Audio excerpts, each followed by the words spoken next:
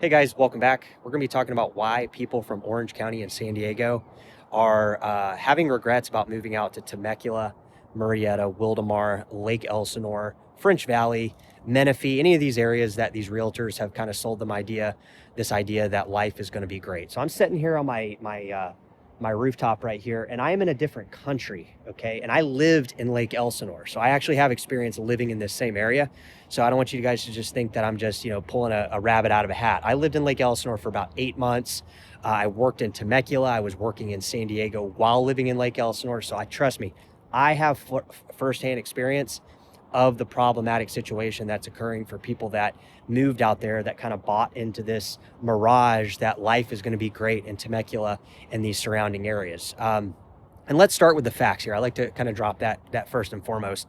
The 15 freeway has gotten so bad for traffic, okay? And up the 215, they've done a little bit of work kind of extending the little 215 corridor right there near Murrieta, but the traffic has gotten so damn bad in this area, Monday through Friday, that people have gone to the extent of going to change.now and starting a petition with over 1,200 signatures that have been pleading for some type of carpool lane or HOV construction lane or something to try to alleviate this 2-3 hour wait time during rush hour transitioning to San Diego. Now, guys, just forewarning you, I fell into this predicament too. Okay, I moved into a house in Lake Elsinore. I thought things were going to be great. I wasn't aware of all the hidden costs of like all these things. And I'm in the real estate business. Okay, so I was a sucker for it. The heat in the summertime, you're going to spend 3 to 4 times amount on your electricity bill if you were in a coastal city or just even slightly inland. The insurance premiums for a lot of these areas are super high because they back up to fire prone areas, right? So there's always that. And guys, it's not really a life hack. We just kind of got suckered into it. Okay, moving to Riverside County has been something that people have been doing for 70, 80 years. It's like nothing. It's nothing like some type of thing that people thought it was. Like, oh my God, I figured out how to make it here. It's totally different world out there. Everything's super spread out. You can live in some of these new development neighborhoods, and not only are you hit with a Melrose tax, okay, an additional tax on your property, separate from your normal property taxes, you're hit with that, but everything is just so damn far away. And the reason that is because they've gone in and built all these massive land developments, and the reason they've chose this area rather than like inland San Diego towards El Cajon, past El Cajon into Alpine and some of these areas, is because that land out in Temecula Valley in Murrieta and Menifee is really that's the only place you can develop raw land into living, homes and subdivisions and stuff. Because if you go inland in San Diego, you're going to run into the issue of fire protected land. They have special, San Diego County has these special restrictions on land being developed. For one, the topography doesn't allow for it. There's no infrastructure out there, no water.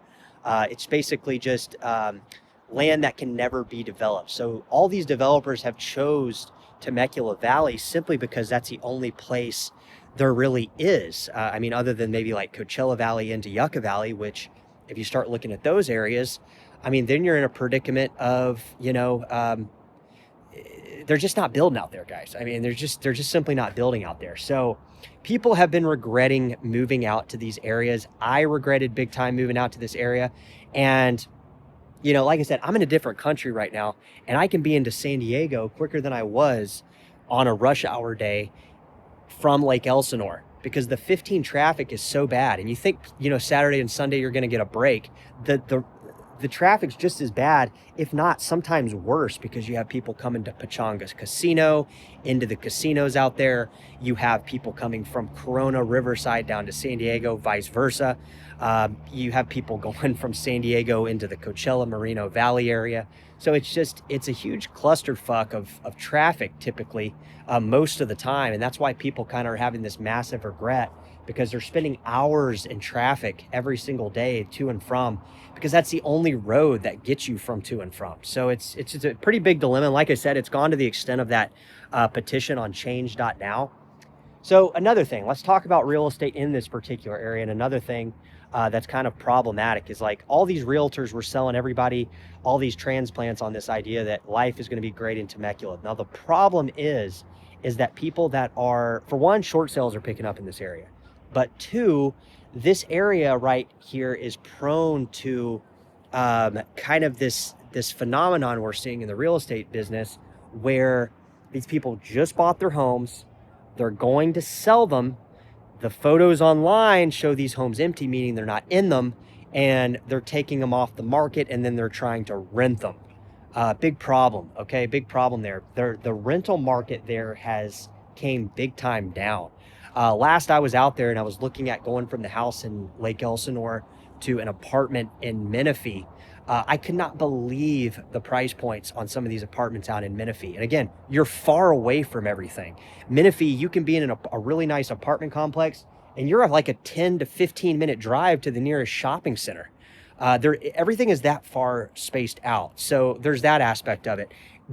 What was so crazy was when I started looking at these prices in Menifee, they're not much cheaper than San Diego. And that was the thing. They have came down since then a lot more, but they were literally in line with San Diego prices. And I was just absolutely appalled by how expensive these areas actually have gotten, especially some of these newer developments out near the new hospital near Murrieta. They're building these, they call them luxury apartments, but again, there's nothing around them other than just this massive medical center that they're building. So I don't know. I don't know how people feel about it. I know people have good intentions when they go out to this area. They're trying to, they're trying to get a little bit more bang for their buck. They're trying to get that lifestyle that looks really cool when you're in the sales office at the neighborhood and you're buying your first home. But the problem is a lot of these people kind of went in with low down payments.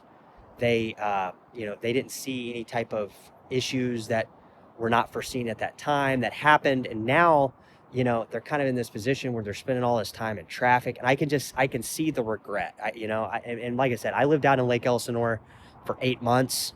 I couldn't wait to leave. I mean, honestly, like when I got down here to Playas, I can get to San Diego right there.